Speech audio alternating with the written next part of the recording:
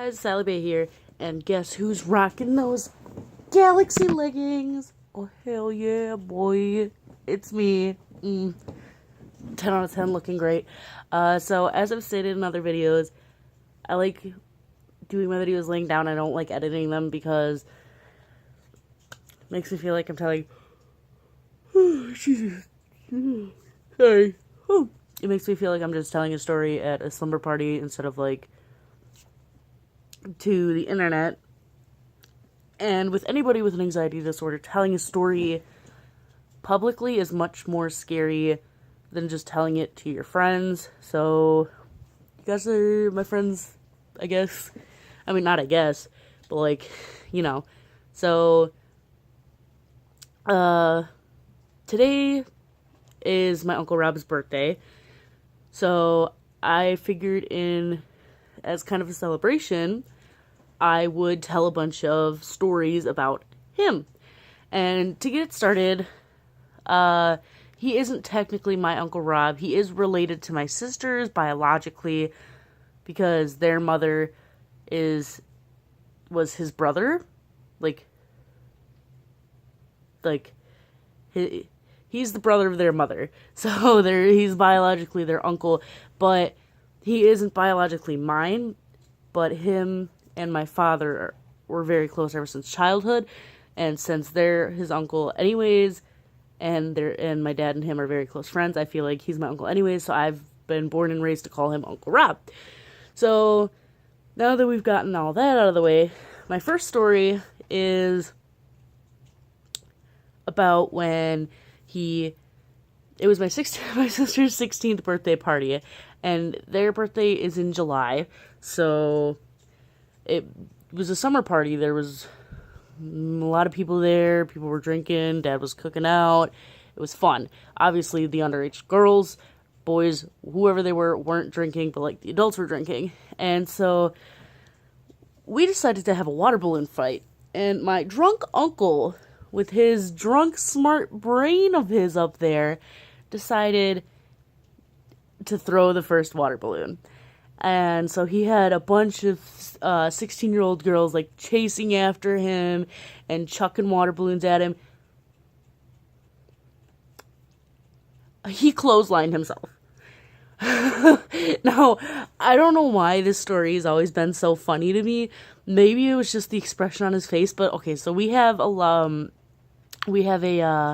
clothesline in the backyard that goes from our tree to the neighbors behind us tree, because they said we could do that, and it's just a piece of rope that's relatively thin, so like if you're not paying attention to it, you don't really notice it.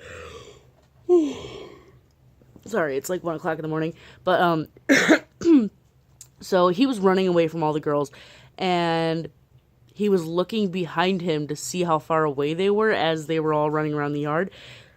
Oh, he straight up, like, if it was a movie, his head would have came clean off. Like, it was so funny. I don't know why and the expression on his face was like, as he was falling backwards, was just mere terror. Like, what? There's 5? The fuck? Sorry, a little bit sick. So that was my first story about how my uncle got clotheslined himself. My second story is how his smart self broke his knee. So, obviously a lot of you don't know, like, unless you're, like, family. Hey, family. Hey, mom, hey, dad. But, he broke his knee, and how he did so was probably the stupidest thing ever. Okay, so during the winter, he is a plowman. So one day after his shift, he was getting out of his plow. He jumped down. He slipped. As you can guess where the story's going, he slipped, hit his knee, and it, like, shattered. And now, like, it's so funny because he hobbles around everywhere, and it's pretty great.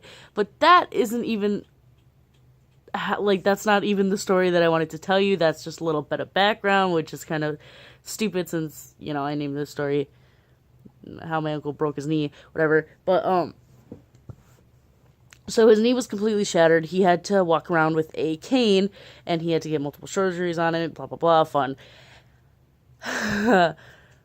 Back in December, when my sister moved back in with us after she had Aiden, that was a fair, by the way, she had 2 cats. And she was telling her old roommates, like, oh, I'm going to get my cats this day, and that day would come, and she'd never do it. This day, this day, this day. Finally, the guy's name, we'll call him Ash.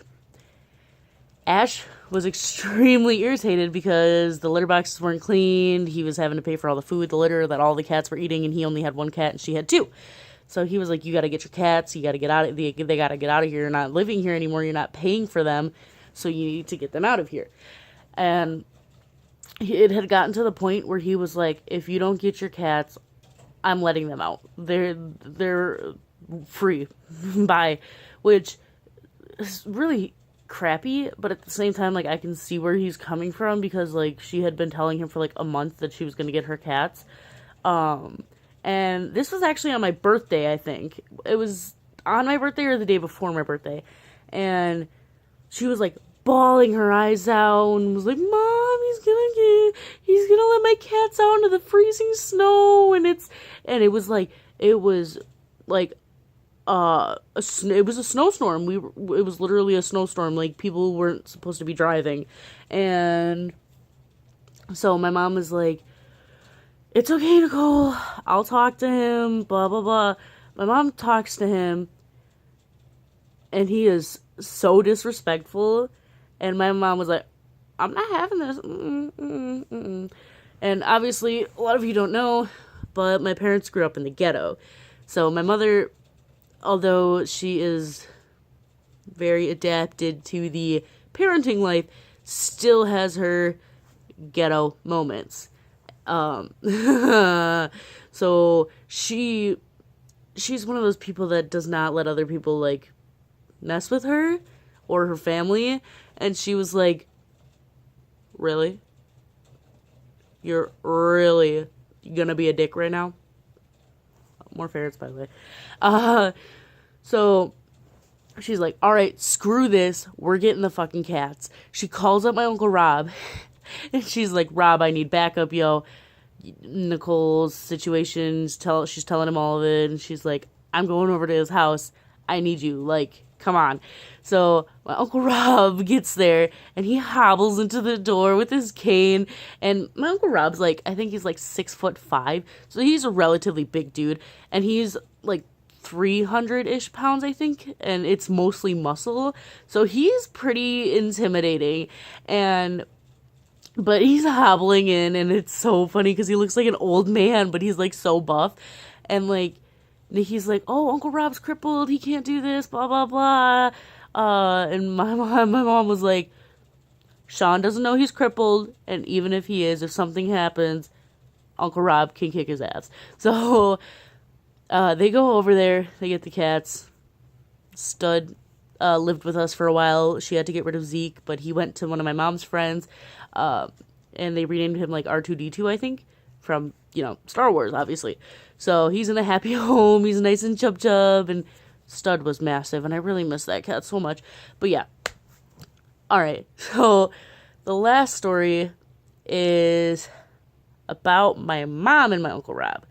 So it was right after my parents had gotten married, and they had me, and blah, blah, blah. My mom told me this story multiple times. Yeah, there was once a point in time where my mother and Uncle Rob were not as tight as they are now.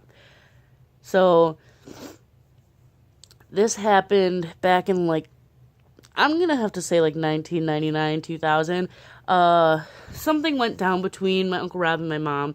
I think he, like, groped her or something. I'm not exactly sure. But he was drunk, so it wasn't like a, I'm trying to take you away from my best friend grope. It was more like a, I'm drunk and tits are now grope. So I'm gonna make this one a shorter story because we're already going on like 10 minutes. But so long story short, he gropes my mom, I believe, and they start fighting. Like, okay, so my Uncle Rob is 6'5". My mother is 5'2". My mother, this is how ghetto she is and how awesome she is. She like body slams him out of the house. She almost broke our door. And we were living in an apartment, so that wouldn't have flown. But she literally almost broke the door, body slamming him. That's just so insane for me to think of. Like, my little mother can body slam this massive dude. Like, mom, chill. But yeah, so those are my stories of my Uncle Rob. And I hope he has a good birthday. I miss him, and I love him a lot. And I really hope to see him soon. And thank you guys for watching. I'll see you guys next time.